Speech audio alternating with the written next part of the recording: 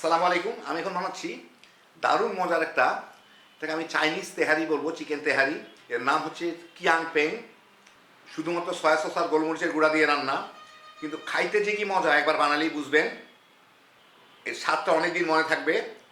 তৈরি করা খুবই সোজা, তার সাথে কি শুরু করা যাক। আমি এখানে কয়টা মাশরুম নিছি, এটা শুকনা মাশরুম, এটার নাম হচ্ছে শিতাকি মাশরুম। দেখেন একটু কালো কালো টাইপের। অন্য মাশরুম নিলেও হবে, তবু শিতাকি মাশরুম দিয়ে করা হয় দেখে আমার কাছে ছিল, দেখে আমি এটা নিলাম। এই শিতাকি মাশরুম গুলশানে কাঁচাটা পাওয়া যায়, শুকনাটাও পাওয়া যায়। 2100 টাকা বোধ হয় শুকনাটা কেজি, কাঁচাটা বোধ হয় 1200 টাকা, যাই হোক কেজি।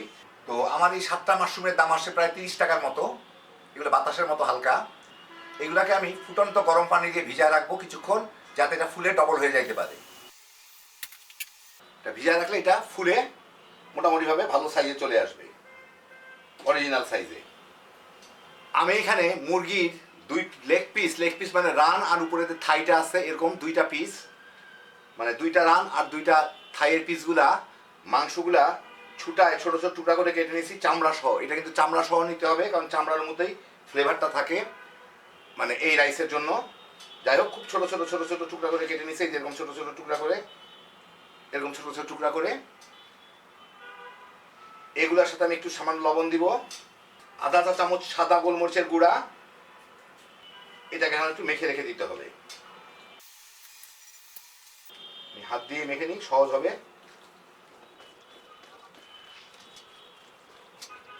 রাখার টাকার তেমন কিছু নাই, আমি বাকি আইটেমগুলো যতক্ষণ প্রিপেয়ার করতেছি ততক্ষণ এটা রেখে দিলেই হয়ে যাবে আর কি। এই 5-7 মিনিট 10 মিনিট, যাই হোক 20-25 মাশরুমগুলোকে আধা ঘন্টা ভিজা রাখার পরে ফুলে উঠছিল, তারপরে এইভাবে পাতলা পাতলা করে কেটে নিচ্ছি। কারণ এর সাথে আমি দিব হচ্ছে আধা চা চামচের একটু বেশি চিনি, একটু সয়া সস দিয়ে এইটাকে একটু মেখে নিব এর সাথে ভালো মতো। সবটার গায়ে সস টস লাগলে আমি এর মধ্যে দিয়ে দিব আধা টেবিল চামচের মতো তিলের তেল। আমি এখানে 1 টেবিল চামচ তিলের তেল নিছি, আধা টেবিল চামচ দিলাম, আধা টেবিল চামচ পরে আমি ব্যবহার করব। তিলের তেল না থাকলে আপনারা নর্মাল তেল দিতেও পারেন, ফ্লেভারের জন্য ওরা দেয়। আমাদের সবার কাছে এই তেলটা ভালো নাও লাগতে পারে। যাই হোক, মেখে নিলাম, হয়ে গেল আমার মাশরুমগুলো সিজনিং করা হতে পারে। আমি এখানে 2 পিস চিকেন সসে যেভাবে কেটে নিছি ওটা আমার লাগবে। আর লাগবে হচ্ছে এখানে হচ্ছে চিংড়ি মাছ, 1 মুঠ কুচা চিংড়ি, শুটকি আমি ভিজা রাখছিলাম, এখন এটা পানি থেকে ছেঁকে নিব আর কি, একদম গুঁড়া গুঁড়া চিংড়িগুলো যে আছে। এখন রান্নাটা শুরু করবো। এখানে আমি কিছু তেল গরম করে নিছি, প্রায় 3 টেবিল চামচের মতো হবে। ওর মধ্যে আমি কিছু দেশি পেঁয়াজ ফালি করে রাখছি, ওগুলা দিব, দিয়ে একটু ভেজে নিব। আমি কিন্তু হাই হিটে রান্না করতেছি।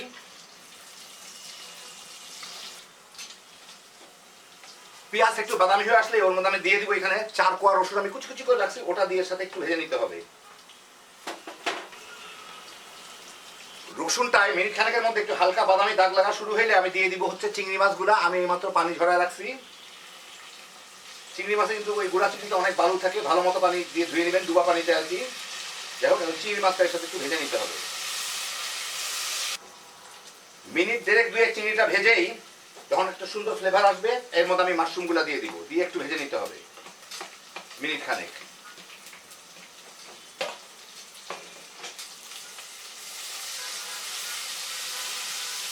মাশরুমগুলা মিনিট খানেক ভেজেই আমি এর মধ্যে দিয়ে দিব এই চিকেনগুলা, দিয়ে ভেজে নিতে হবে। চিকেনগুলা যতক্ষণ পর্যন্ত সাদা হয়ে যায় আর কি, মানে নাড়ানাড়ি করলেই সাদা হয়ে যাবে মিনিট 1.5-2 মধ্যেই। এই মুরগিটা কালারটা একটু সাদা সাদা হয়ে গেলেই, মানে মিনিট 1.5 ভাজলাম, এই সসেজগুলো আমি দিয়ে দিব, দিয়ে আধা মিনিট 1 মিনিটের মতো একটু নাড়াচাড়া করে নিব।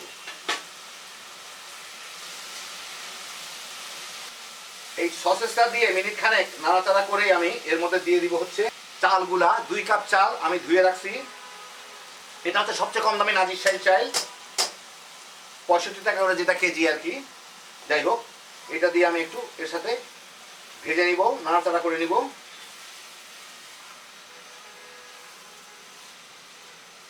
এটা করা হয় সাধারণত চাইনিজ স্টিকি রাইস একটা আছে ওটা দিয়ে, তো আমাদের স্টিকি নাই, আমরা নর্মাল রাইস দিয়ে করলাম। আর আমি ফৈনি মানুষ, সবচেয়ে কম দামিটাই ব্যবহার করলাম। একই সাথে আমি দিয়ে দিই এখানে সয়া সস প্রায় 2 টেবিল চামচ। এখানে 2 রকমের সয়া সস ব্যবহার করা হয়, একটা হচ্ছে লাইট আর একটা হচ্ছে ডার্ক। তো আমি একবারে নর্মালটা দিয়ে দিলাম।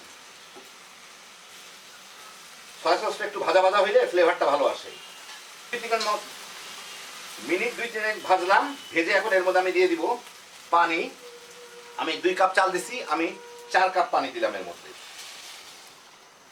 এটা একটু একদম ঝরঝরা হয় না, স্টিকি রাইসটা একটু আঠা আঠা হয়। যাই হোক, আমারটা বোধহয় মোটামুটি ভাবে 4 কাপ পানিতে একদম নরম হয়ে ভাতটা হয়ে যাবে। গলা গলা হলেও ক্ষতি নাই, কারণ ওইভাবেই হয় এটা। তলায় যা রাখছে এটা একটু ছাড়াই দেই। এখন একটু খেয়ে দেখি লবণটা। সামান্য একটু লবণ লাগবে, 1 চা চামচের মতো লবণ দিলাম। আর অল্প একটু সয়া সস দিতে হবে, প্রায় 2 চা চামচের মতো দিলাম।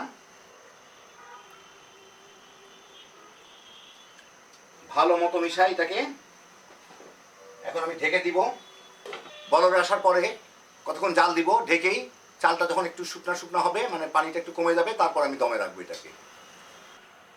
মিনিট 10 পরে কয়েকবার আমি নেড়ে দিচ্ছিলাম, দেখেন পানিটা শুকাই গেছে, চালগুলো আলাদা দেখা যাচ্ছে, তলের দিকে কিন্তু লেগে যায়, টেন্ডেন্সি থেকে তলের দিকে লেগে যাওয়া। যাই হোক, এখন আমি এটাকে ভালো মতো একটু মেখে উপরটা সমান করে দিয়ে, চুলার জালটা আমার একদম কমে দিয়ে, মানে দমে রাখা যাকে বলে, উপরে কতগুলা পাতাকপি দিয়ে দিব। এই পাতাকপিগুলা উপরে কতগুলা পাতাকপি দিয়ে দিব। এই পাতাকপিগুলা যাতে উপরে থাকে, ভাপে সিদ্ধ হয়, ভিতরে দিলে একদম গলে যায়। তো যাই হোক, এটাকে আমি এখন ঢাকা দিয়ে আমার চুলার সবচেয়ে কম জালে, যেমন আমরা পোলাও দমে রাখি সেইভাবে আমি এখানে 15 মিনিটের মতো দমে রাখবো। 20 মিনিটের মতো দমে রাখলাম। 20 মিনিট পরে দেখি, উপরে আমি একটু তিলের তেল যেটুকু বাকি রাখছিলাম ওইটুকু দিয়ে দিব। একটু পেঁয়াজ পাতা দিয়ে দিতে হবে, স্প্রিং অনিয়ন দিয়ে এটাকে মিশাই দিতে হবে। তো এইটা সাধারণত আমাদের বাংলাদেশি চালগুলো উপরে কয়েকটা চাল হয় না, তো আমি পরে মিশাবো। আপাতত এটাকে একটু নিচের চালগুলো উপরে এনে আমি একটু ঢেকে রাখি। এই দেখেন হয়ে গেছে, গলে গেছে সবগুলা চালই। যদি উপরে কয়েকটা চাল না হয়ে থাকে সেই জন্য আর কি 10টা মিনিট ঢেকে, আর তারপর আপনাদের আমি একটু এটা মিশায় বেড়ে দেখাচ্ছি। এই দেখেন হয়ে গেল আমার দারুণ মজার চাইনিজ কিয়ামপেং। এটাকে অনেকে তেহারি বলতে পারেন, চিকেন তেহারি, চাইনিজ চিকেন তেহারি। দেখলেন কোনো মশলা ছাড়া শুধুমাত্র সয়া সস আর গোলমরিচের গুঁড়া দিয়ে রান্না হয়। খাইতে কিন্তু অসাধারণ। যারা একটু ভিন্নধর্মী কিন্তু সত্যিকার অর্থে মজার একটা খাবার খাইতে চান, এটা বানায় দেখতে পারেন। এই ঠান্ডা ঠান্ডা দিনে গরমা গরম তামা তামা করে খায় ফেলাইতে পারবেন। এটা মেইন ডিশ হিসাবেও খাইতে পারেন, স্ন্যাক্স হিসাবেও খাইতে পারেন। খুবই সহজে হ্যাপি জোশের একটা আইটেম।